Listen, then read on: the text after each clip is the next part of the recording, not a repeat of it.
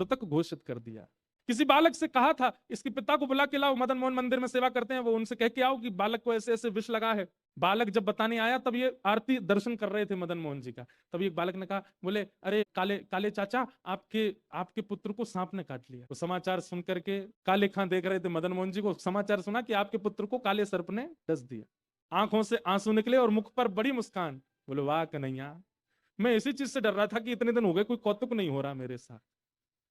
मुझे क्या पता था कौतुक के रूप में इतनी बड़ी लीला कर दोगे आप, ये क्या कर दिया आपने। दर्शन करके और बालक को बोला तुम जाओ मैं आता हूं। बालक ने जाकर के उनकी पत्नी को बता दिया। बोले वो तो कह रहे हैं मैं आ रहा हूं थोड़ी देर में। बोले कैसा पिता है, अपने बालक की मृत्यु खबर सुनकर के भी अभी कहता है कि मैं आ रहा हूं।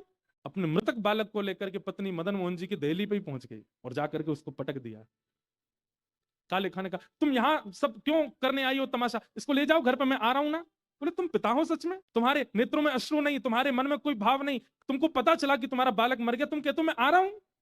ये दूसरों का भगवान तुमको इतना प्रिय लगने लगा कि इसके आगे अपने पुत्र की मृत्यु भी तुमको बेचैन नहीं करती है। और हाँ, तुमने ही कहा था ना कि ये मदन मोहन जी ने दिया है, ये बालक हमको मदन मोहन जी ने दिया है ना। मैं आज वचन देती हूं अपने बालक सहित तुम्हारे साथ इनकी भक्ति करूंगी, अगर मेरा बालक इन्होंने जीवित कर दिया तो। अगर इन्होंने दिया है तो जीवित करे। ताली क्यों बजाई आपने, अभी कुछ हुआ तो है नहीं। वो तो चुनौती दे रही है अपने पति को।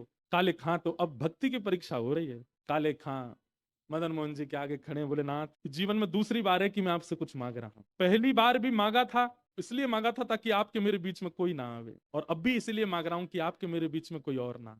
तो तब काले खां ने एक उर्दू भाषा, उनकी उर्दू ही थी, उसमें एक पंक्ति गाई अपने ठाकुर के आगे कि मुसफ़्फ़क़ सफीक रफीक दिल दोस्त मेरे, मेरी नजदीकी हकीकी ख्याल कीजिए, मेहरबान कदरदान आला तू जहान बीच, मुझसे गरीबों का गुनाह माफ कीजिए। काले बेकरार खड़ा तेरे दरबार बीच, नंद के कुमार जरा गौर कुछ कीजिए। और अंतिम बात जो काले खां ने कही है, मदन मोहन जी मानो जैसे हिल गए हों अपने स्थान से इस बात को सुन के। अंतिम बात क्या कहता है, हिंदुओं के नाथ तो हमारा कुछ दावा नहीं। मेरे परिवार, मेरे रिश्तेदार और मेरे समाज के लोग मुझे यही कह के टोकते हैं कि आप हिंदुओं के भगवान, हिंदुओं के नाथ तो हमारा कोई दावा नहीं, पर मैंने तो सुना आपको जगन्नाथ बोलते हैं, आप तो जगत के नाथ हो